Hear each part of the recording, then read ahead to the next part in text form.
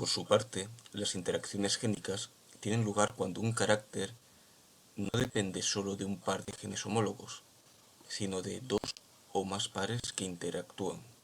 ¿Qué significa esto? Aquí no podemos aplicar las leyes de Mendel como tal. No podemos hablar de dominancia o recesividad de tal forma que se expresen unos caracteres y en su ausencia otros. En el caso de las interacciones génicas, la presencia de unos alelos modifica la forma de actuar de otros. Puede ser porque los inhiben, porque los fomenten, o puede ser, como en el caso de las interacciones no epistásicas, que simplemente surjan combinaciones nuevas. En las interacciones génicas existen realmente varios tipos, y los ejemplos, como los que vemos en el libro, realmente se encuadran dentro de un compendio de más situaciones. Lo que vamos a estudiar nosotros por defecto será un ejemplo de cada uno de los grandes tipos de interacciones. Dentro de las epistásicas o epistáticas, como vemos aquí, veremos la interacción génica epistásica recesiva, que expresa caracteres en la proporción 9:3:4. En cuanto a las interacciones génicas no epistásicas o no epistáticas, veremos también el ejemplo clásico en el que los caracteres se expresan 9:3:3:1.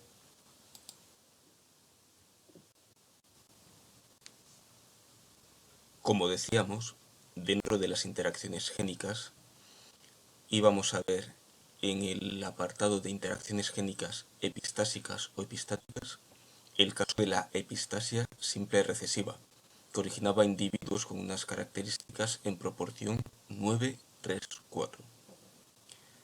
Para ello vamos a ayudarnos de este cuadro de Punnett o matriz de características.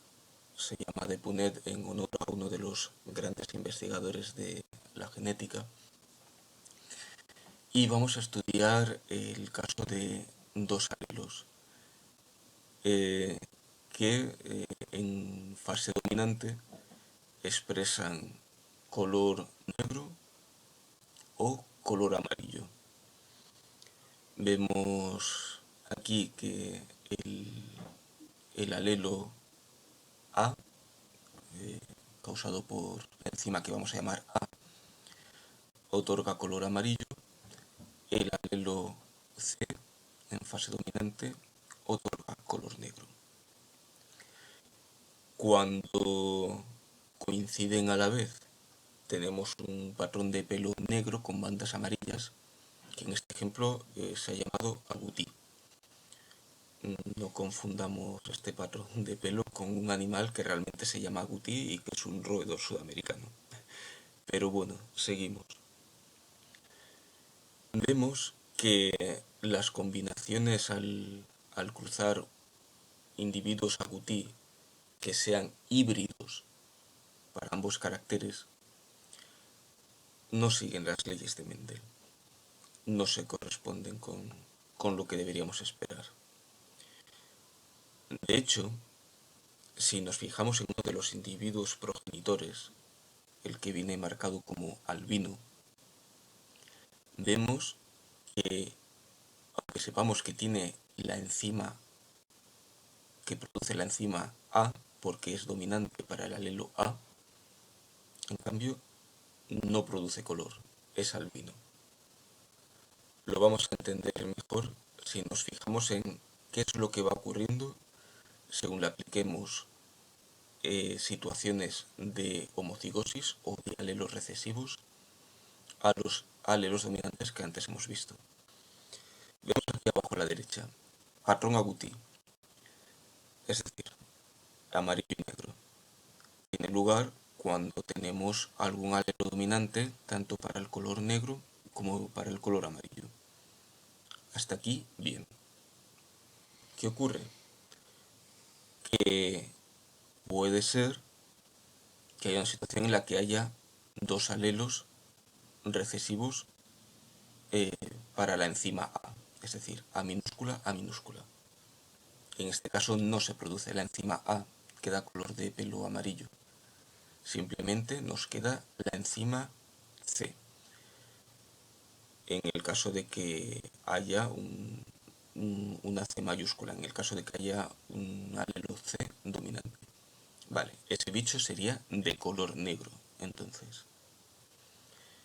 ¿Qué ocurre?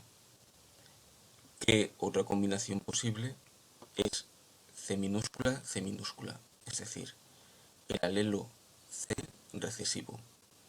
En este caso, vemos que viene marcado con un superíndice A minúscula. En principio no haría falta.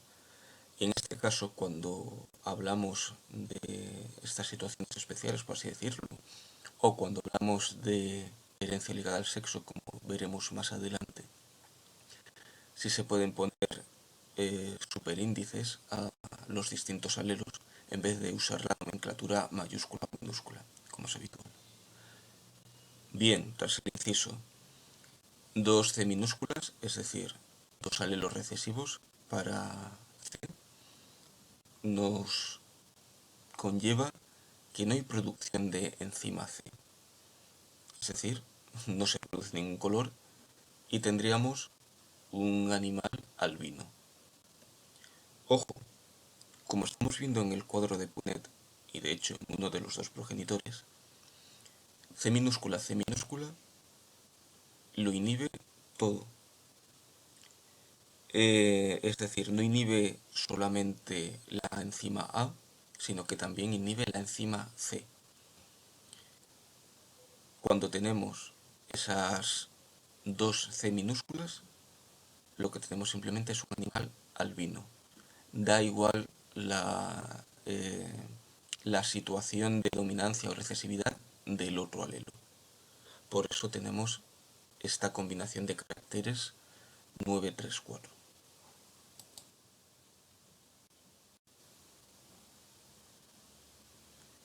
Dentro de las interacciones génicas no epistásicas o no epistáticas, y vamos a ver el caso de la interacción no epistática 9331.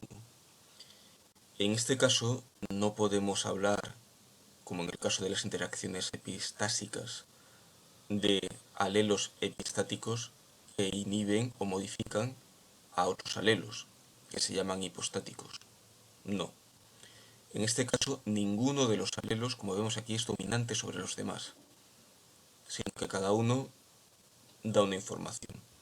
Una información que cuando se combina con otras informaciones nos da lugar a distintos fenotipos. Es muy conocido el caso de las crestas de gallina de Bateson y Punnett. Como decíamos, Punnett fue uno de los grandes investigadores de esto y de hecho le da su nombre a los cuadros de matriz de características que hemos visto anteriormente.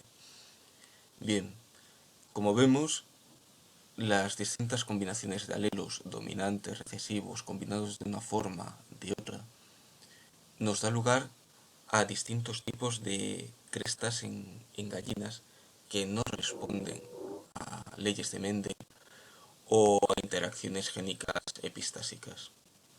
Simplemente con ciertas combinaciones, la aportación de cada alelo produce fenotipos diferentes.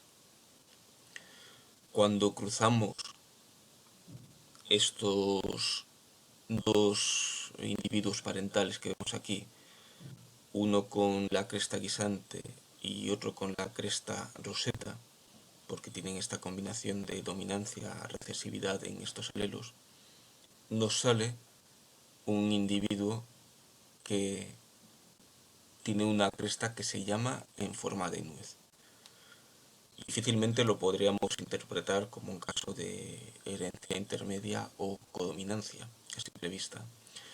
Pero por si acaso, cuando cruzamos un individuo de esta F1 con otro individuo de esta F1, ya vemos, ya se revela la proporción 9-3-3-1 de la descendencia en la cual tenemos individuos con la cresta guisante, con la cresta roseta, con la cresta nuez, e incluso aflora un nuevo tipo que no conocíamos de cresta que vamos a llamar sencilla.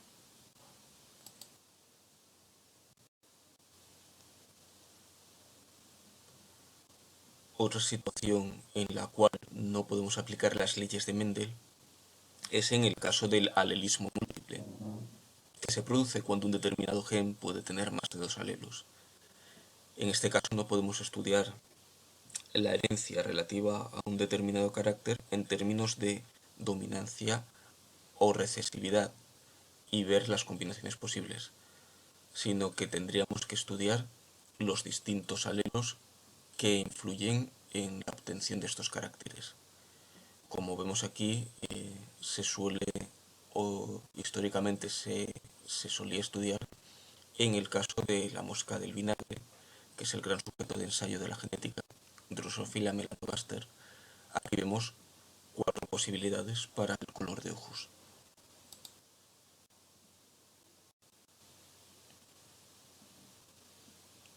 El caso de transmisión de la herencia, que podemos encuadrar dentro de lo que llamamos herencia poligénica, tampoco se corresponde con lo esperado para las leyes de Mendel. Y es aquella en la que los caracteres que expresan los individuos, que son caracteres cuantitativos o sumatorios, vienen dados por la acumulación de efectos producidos por diversos genes y que se relacionan de alguna manera entre sí, como los casos conocidos de estatura, color de piel, peso. Es decir, que un carácter que podemos ver, que podemos medir de alguna forma, no viene expresado solamente por un gen o por unos alelos de un gen, como en el caso del alelismo múltiple, sino que son diferentes genes, cada uno de los cuales con sus alelos. Como vemos aquí en este ejemplo, es muy llamativo en el caso de la piel en las por, por lo fácil que lo tenemos a nuestro alrededor. Cuando cruzamos dos individuos mulatos, tenemos toda una gradación posible en su descendencia, en su F1.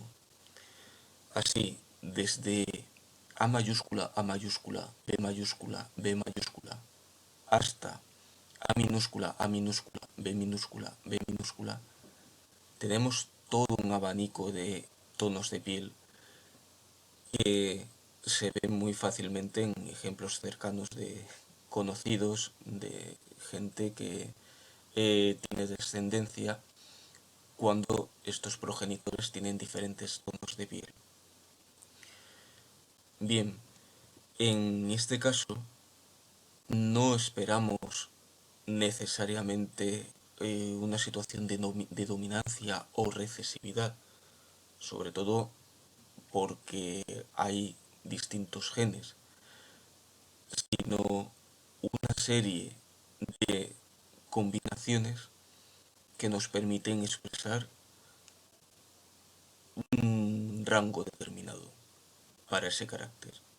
Tenemos el caso de la piel, tenemos el caso del pelo, diferentes ejemplos que se suelen estudiar en prácticas.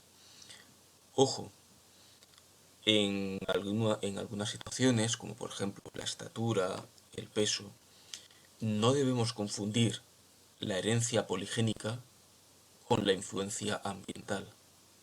Es decir, una persona tal vez herede la combinación de alelos de diferentes genes que en principio le otorgarían tener una gran estatura, pero quizás en una situación de desnutrición o déficit nutricional, pues que esa persona no desarrolle el carácter tanto como se podría esperar. Lo mismo en el caso del peso o de otras variables. No confundamos, como decíamos, la herencia poligénica con la influencia ambiental.